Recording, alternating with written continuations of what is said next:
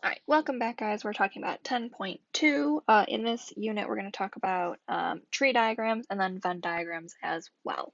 Okay, so tree diagrams, we're going to get to it in just a second, but let's just talk about outcomes because this whole unit is about probability, which means just outcomes that we could have. Okay, and then we're going to get into tree diagrams. So first, let's talk about flipping a coin. So when I flip a coin, I could either have heads or tails when it lands, right? So I could have heads or tails, meaning I have two possible outcomes.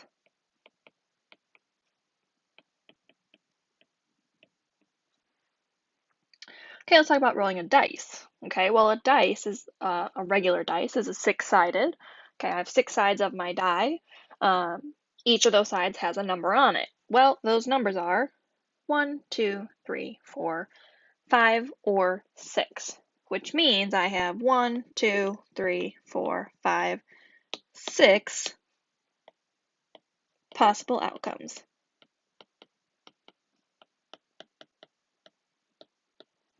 By possible outcomes, that means if I roll it, I could have one of those six outcomes, right? If I roll a die, I can't have a 7. I can't have a 12. I can't have a 9. Okay, on a typical six-sided die. Okay, so in this case, I have six possible outcomes. Let's talk about spinning a 5-colored spinner. Okay, so let's just pick some colors in this case. I'm going to use red, orange, yellow, green, and blue. Okay, so, well, let's count my outcomes. I have 1, 2, 3, 4, and 5. So on a 5-color spinner, I have 5 possible outcomes. 5 possible outcomes. Okay. All right, let's talk about tree diagrams. So tree diagrams help us count the possible outcomes in a given experiment. Okay, so what we're going to do next is just tree diagrams. Tree diagrams don't really look like trees, right? But they do have like branches, essentially. Okay, so let's talk about example 1. So example 1, how many possible outcomes are there in a 3-fair coin toss? Okay, so I'm going to take a regular coin that has heads or tails, and I'm going to flip it 3 times. How many outcomes could I have? Okay, let's talk about if I were to flip it the first time, okay, flip it once, I could have heads or a tails, right? We know that from flipping a coin, I have 2 possible outcomes, heads or tails. Heads is H, T is tails, okay? Let's talk about my second round that I flip it. Okay, so in my second round, let's say I rolled a heads first. Okay, and then I flip my coin again. Well, then I could have a heads or a tails next. Okay, well, let's say I rolled a tail first. Okay, well, then I have still two possible outcomes, heads or tails. If I roll a tails first, I can never guarantee I will roll a heads. I can never guarantee I can roll a tails, but it will be one of those two options, okay? And then let's talk about my third flip. So let's say I rolled heads the first round, heads the second round. Third round, I could have heads or tails. Okay, let's say I rolled heads the first round, tails the second round. I could have heads or tails next. Hopefully we're getting a pattern here, okay? Uh, let's say I rolled tails first, heads second. I could have a heads or a tails next. And then my last one, tails, tails. I could have head or tails next. Okay. So to count our possible outcomes, I'm always going to look at that last row. So I have 1, 2, 3, 4, 5, 6, 7, and 8. So I have 8 possible outcomes. Well, let's list those outcomes. Now, you don't have to do this step, but it's just so we can see what we're doing. So let's say my first flip was heads, second flip heads, third flip heads. So I have heads,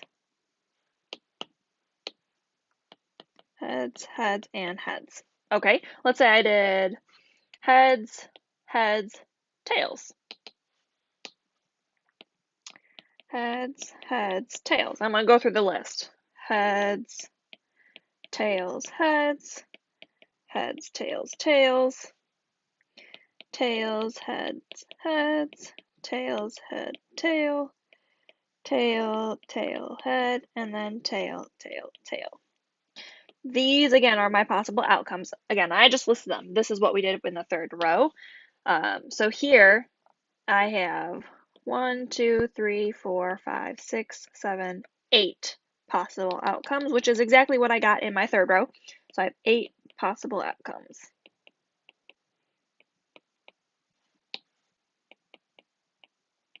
Okay, and then this is if I roll a die 3 times. Okay, I'm sorry, if I roll a coin. I'm sorry, flip a coin 3 times. Okay, now let's talk about a die in number 2. Okay, so how many possible outcomes are there if I roll a die 2 times? So let's talk about the first roll. So again, if I looked back on the top, I have 6 options for rolling a dice. Okay, so I could have 1, could have 2, could have 3, could have 4, could have 5, or could have 6 the first time I roll my dice. Okay. Well, let's talk about the second time I roll my dice. Okay. Well, let's say the first time I roll a 1. Is it guaranteed I'm going to roll a 1 the second time? Is it guaranteed I'm going to roll a 2? What about a 3? A 4? A 5?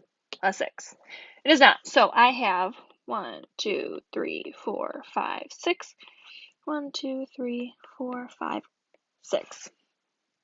Meaning, this is if I roll a 1 first, I could roll a 1, a 2, 3, 4, 5, or 6 the next round.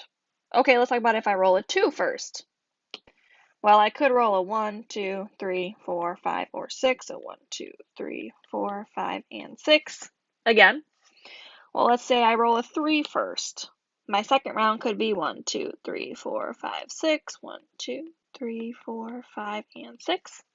Same thing with my fourth. If I rolled my fourth first, 1, 2, 3, 4, 5, and 6. Again, hopefully you're seeing a pattern. 1, 2, 3, 4, 5, 6, and 1, 2, 3, 4, 5, and 6. Okay, so when in example 1, it's a little bit easier because we're just talking about a coin. A coin only has 2 possible outcomes, okay, but a dice has multiple outcomes, right? 6. Okay, so this is where it gets a little tricky. Okay, so in this case, for example 1, all I did was I counted the possible outcomes. That's 8. Well, in this case, I have 1, 2, 3, 4, 5, 6, 7, 8. Again, this is 9, 10, 11, 12. This is 13, 14. That's going to be a lot. What I could do is if I roll 1 first, I have 6 possible outcomes. So 6 here. If I roll 2 first, I have 6 possible outcomes. 6 here. If I roll a 3 first, I have 6 possible outcomes. There's another 6 here. If I roll a 4 first, I have 6 possible outcomes. There's a 6 here again. If I keep going, 6 and 6. In this case, I'm going to add all these up. It's very similar to what I did here, right? This is 2 outcomes, 2, 2, and 2. 2 times 4 gives me 8, which is what I got in my answer. In this case, 6 plus 6 plus 6 plus 6 plus 6 plus 6, or 6 times 6, gives me 36 possible outcomes.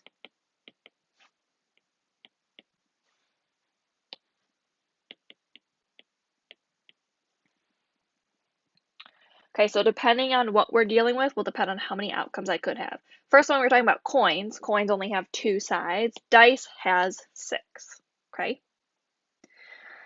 Let's talk about example 3.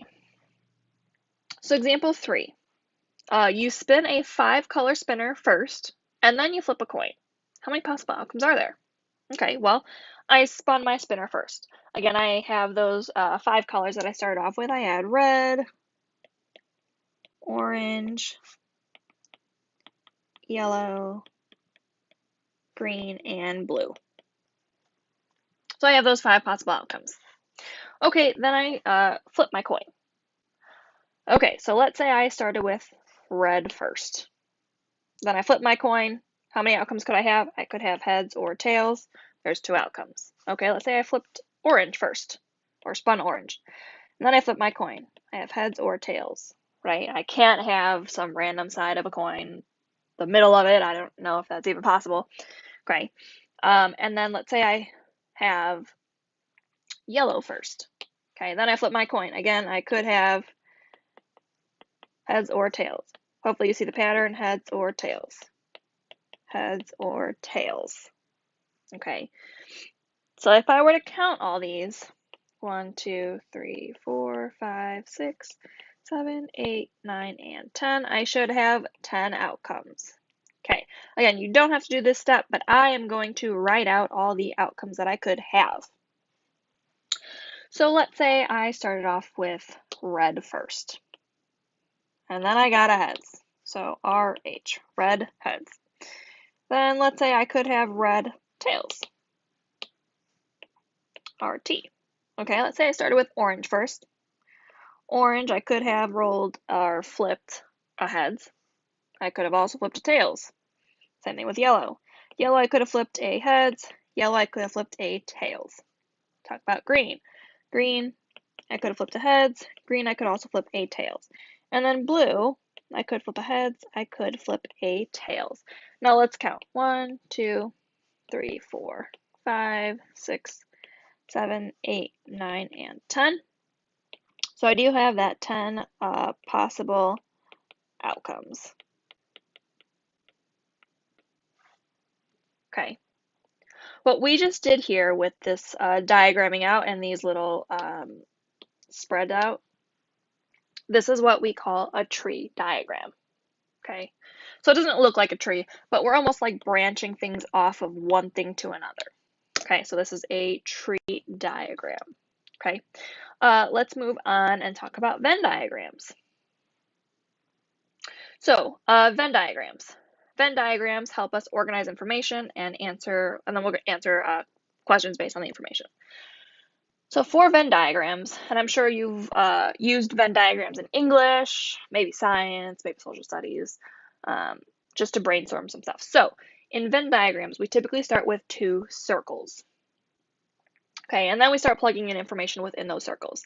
If those circles were to overlap, then the information is shared between the 2 things or 3 things that we're talking about. Okay, so let's read what we're given. So we are starting off with 60 students.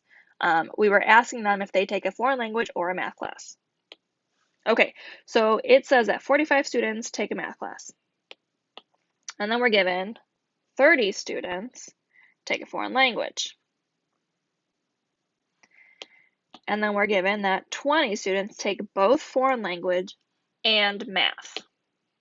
Okay, so let's start with the diagram. In this case, we have 2 things we're talking about, so we only need 2 circles. So I have 1 circle here.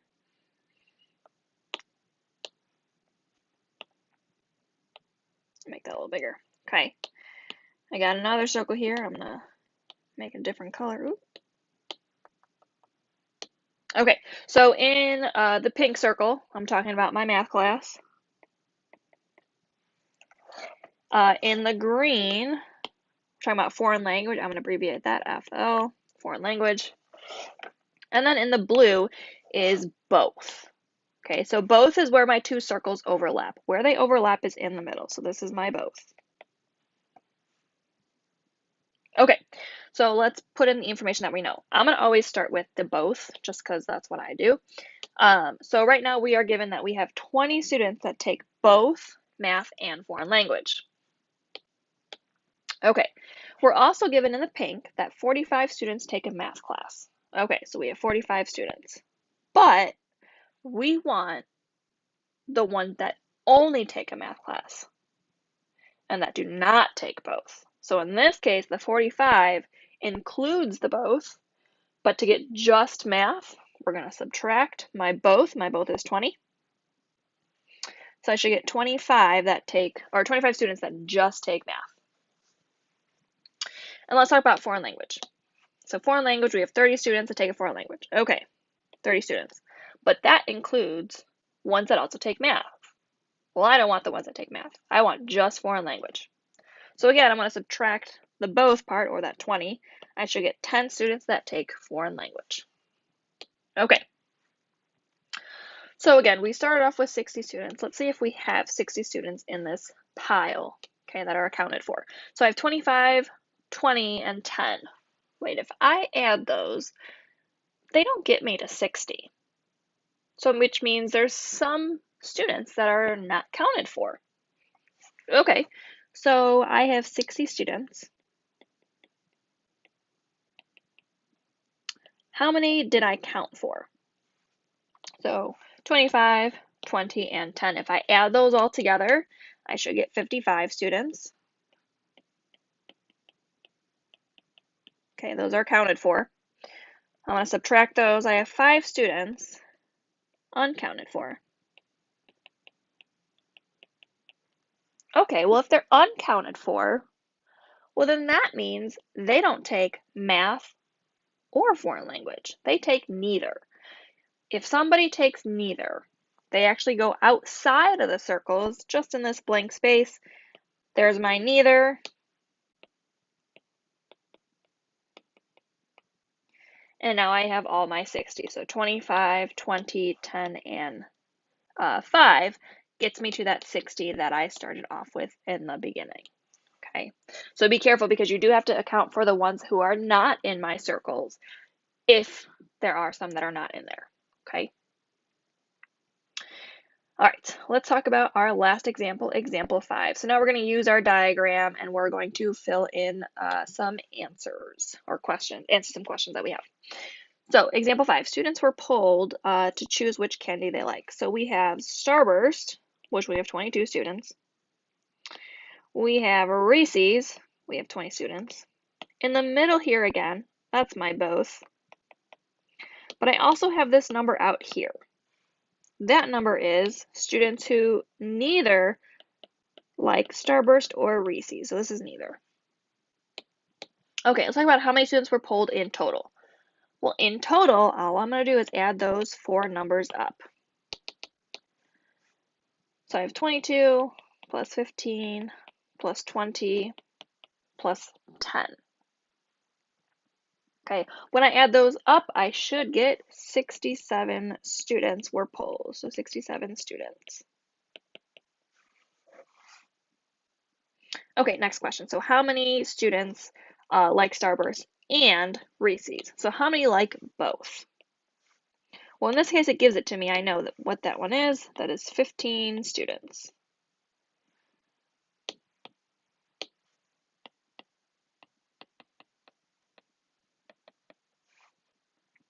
Okay, next one. So how many students like Starburst or Reese's? So in this case, I want everyone who likes Starburst, everyone who likes Reese's, and everyone who likes both. Okay, so in this case, what I'm going to do is add all those numbers inside of my circles up. So those 3 numbers. I have 22 plus 15 plus 20, and I should get 57 students.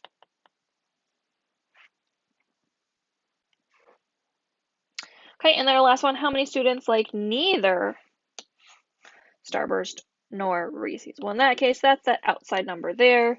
I have 10 students that do not like either. Okay, so these are examples of Venn diagrams. Venn diagrams deal with pictures and putting numbers and variables and stuff inside my diagram. And then those tree diagrams where we were making those branches and finding possible outcomes. Okay, so that was 10.2, day 1.